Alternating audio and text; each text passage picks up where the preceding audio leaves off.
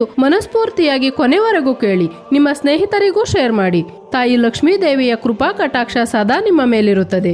ಹಾಗೆಯೇ ನೀವೇನಾದರೂ ಮೊಟ್ಟ ಮೊದಲ ಬಾರಿಗೆ ನಮ್ಮ ಚಾನೆಲ್ ಅನ್ನು ನೋಡುತ್ತಿದ್ದರೆ ದಯವಿಟ್ಟು ಸಬ್ಸ್ಕ್ರೈಬ್ ಮಾಡಿಕೊಳ್ಳುವುದರ ಮೂಲಕ ನಮಗೆ ಮತ್ತಷ್ಟು ವಿಡಿಯೋಗಳನ್ನು ಮಾಡಲು ಸಪೋರ್ಟ್ ಮಾಡಿ.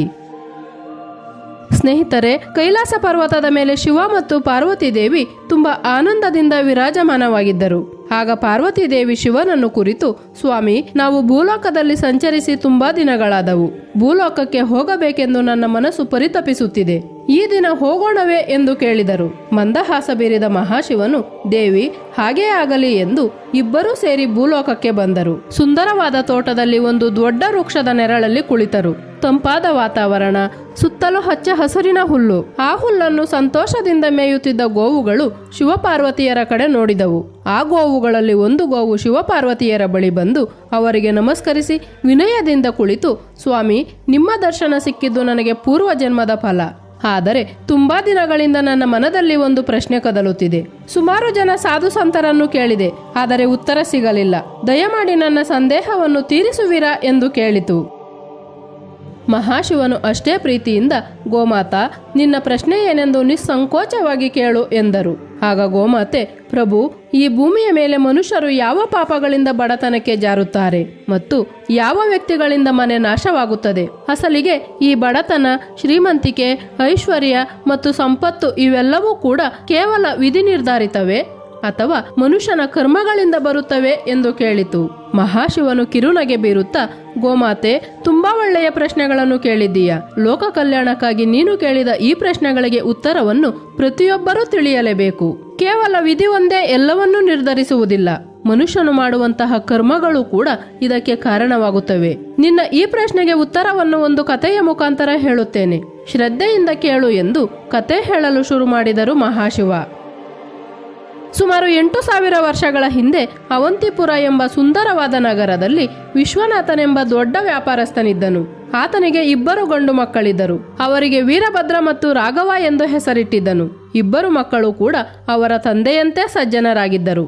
ವಿಶ್ವನಾಥನ ಕುಟುಂಬ ಸುಖ ಸಂತೋಷಗಳಿಂದ ಕೂಡಿತ್ತು. ಇನ್ನು ಮಕ್ಕಳು ಬೆಳೆದು ದೊಡ್ಡವರಾದ ಬಳಿಕ ಇಬ್ಬರಿಗೂ ಮದುವೆ ಮಾಡುತ್ತಾರೆ.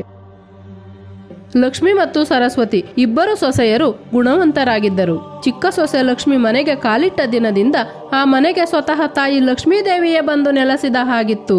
ಧನ ಧಾನ್ಯಗಳಿಗೆ ಕೊರತೆ ಇಲ್ಲದೆ ವ್ಯಾಪಾರ ದುಪ್ಪಟ್ಟಾಗಿತ್ತು. ಸಂಪತ್ತು ಹೆಚ್ಚಾಗಿತ್ತು. ಆ ಮನೆಯಲ್ಲಿ ಸುಖ ಸಂತೋಷಗಳು ತುಂಬಿ ತುಳುಕಾಡುತ್ತಿದ್ದವು. ಮನೆಯ ಕುಟುಂಬಸ್ಥರೆಲ್ಲರೂ ಒಬ್ಬರನ್ನೊಬ್ಬರು ತುಂಬಾ ಗೌರವದಿಂದ ಮತ್ತು ಪ್ರೀತಿ ವಿಶ್ವಾಸದಿಂದ ಕಾಣುತ್ತಿದ್ದರು. ಯಾವುದೇ ಕೆಲಸ ಕಾರ್ಯಗಳಾಗಲಿ ಎಲ್ಲರೂ ಒಟ್ಟಾಗಿ ನಿರ್ಧಾರ ತೆಗೆದುಕೊಳ್ಳುತ್ತಿದ್ದರು. ಒಂದು ದಿನ ಹಿರಿಯರಾದ ವಿಶ್ವನಾಥರು ಮಕ್ಕಳನ್ನು ಹತ್ತಿರ ಕರೆದು, ಮಕ್ಕಳೇ, ನನಗಿನ್ನೂ ವಯಸ್ಸಾಗುತ್ತಿದೆ.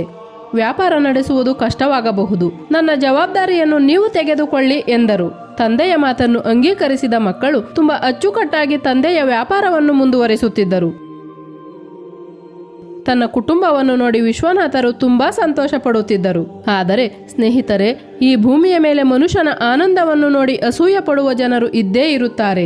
ಅದೇ ರೀತಿಯಾಗಿ ಅವಂತಿಪುರದಲ್ಲಿ ವಿಶ್ವನಾಥನ ಕುಟುಂಬ ಚೆನ್ನಾಗಿರುವುದನ್ನು ಮತ್ತು ಅವರ ಐಶ್ವರ್ಯವನ್ನು ನೋಡಿ ಹೊಟ್ಟೆ ಕಿಚ್ಚು ಪಟ್ಟುಕೊಂಡರು. ವಿಶ್ವನಾಥನ ವ್ಯಾಪಾರ ದಿನೇ ದಿನೇ ಬೆಳೆಯುತ್ತಿದೆ. ಕುಟುಂಬಸ್ಥರಲ್ಲಿ ಯಾವುದೇ ಜಗಳವಿಲ್ಲದೆ, ಗೊಂದಲವಿಲ್ಲದೆ ತುಂಬಾ ಅನ್ಯೋನ್ಯವಾಗಿದ್ದಾರೆ. ಅವರ ಕುಟುಂಬ ಸುಖ ಸಂತೋಷಗಳಿಂದ ತುಂಬಿ ತುಳುಕಾಡುತ್ತಿದೆ. ಆ ಭಗವಂತ ಎಲ್ಲಾ ಸುಖ ಸಂತೋಷಗಳನ್ನು ವಿಶ್ವನಾಥನ ಕುಟುಂಬಕ್ಕೆ ದಾರೆ ಎರೆದಿದ್ದಾನೆ, ನಮಗೆ ಮಾತ್ರ ಕಷ್ಟ ಮತ್ತು ಕಣ್ಣೀರು ಕೊಟ್ಟಿದ್ದಾನೆ ಎಂದು ಕೆಲವರು ಅಸೂಯೆ ಪಡುತ್ತಿದ್ದರು.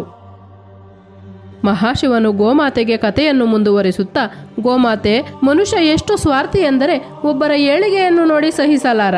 ಆತನ ಕಾಲೆಳೆಯಲು ಪ್ರಯತ್ನಿಸುತ್ತಾನೆ. ತುಂಬಾ ಅಸೂಯ ಸ್ವಭಾವ ಮನುಷ್ಯನದು.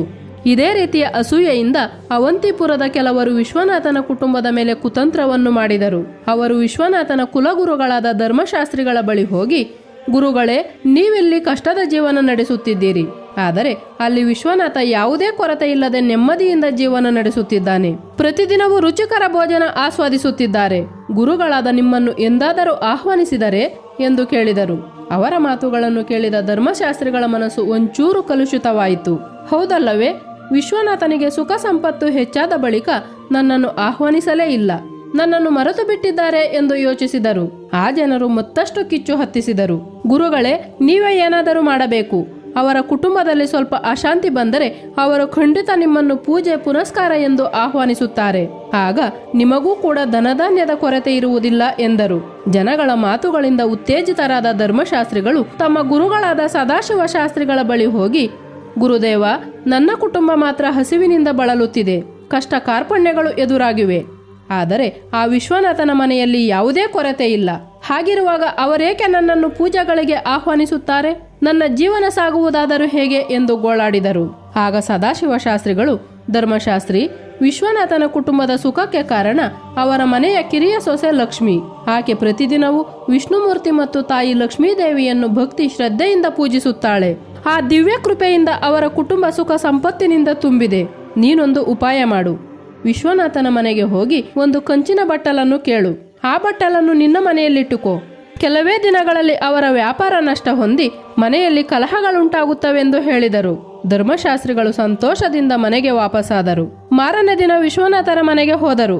ವಿಶ್ವನಾಥರು ಧರ್ಮಶಾಸ್ತ್ರಿಗಳನ್ನು ಆತ್ಮೀಯತೆಯಿಂದ ಸ್ವಾಗತಿಸಿದರು. ಕ್ಷೇಮ ಸಮಾಚಾರ ವಿಚಾರಿಸಿದ ಬಳಿಕ ಧರ್ಮಶಾಸ್ತ್ರಿಗಳು ವಿಶ್ವನಾಥರನ್ನು, ನನಗೆ ದಾಹವಾಗಿದೆ, ಕಂಚಿನ ಬಟ್ಟಲಿನಲ್ಲಿ ಕುಡಿಯಲು ನೀರು ಕೊಡಿ ಎಂದು ಕೇಳಿದರು. ಸರಿ ಎಂದ ವಿಶ್ವನಾಥರು ನಗುತ್ತಾ ನೀರು ತರಲು ಒಳಗೆ ಹೋದರು. ಕಿರಿಯ ಸೊಸೆ ಲಕ್ಷ್ಮಿ ವಾಸ್ತುಶಾಸ್ತ್ರವನ್ನು ಚೆನ್ನಾಗಿ ಅರಿತಿದ್ದಳು. ಮಾವನ ಕೈಯಲ್ಲಿದ್ದ ಕಂಚಿನ ಬಟ್ಟಲನ್ನು ನೋಡಿ ಏನೋ ತಪ್ಪು ನಡೆಯುತ್ತದೆ ಎಂದು ಗ್ರಹಿಸಿದಳು. ತಕ್ಷಣ ಮಾವನ ಬಳಿ ಹೋದ ಲಕ್ಷ್ಮಿ, ಮಾವನವರೇ, ಆ ಬಟ್ಟಲನ್ನು ಇಲ್ಲಿ ಕೊಡಿ, ನಾನು ನೋಡಿಕೊಡುತ್ತೇನೆ ಎಂದಳು. ಮಾವನವರು ನೀರು ತುಂಬಿದ ಆ ಬಟ್ಟಲನ್ನು ಲಕ್ಷ್ಮಿ ಕೈಗಿಟ್ಟರು.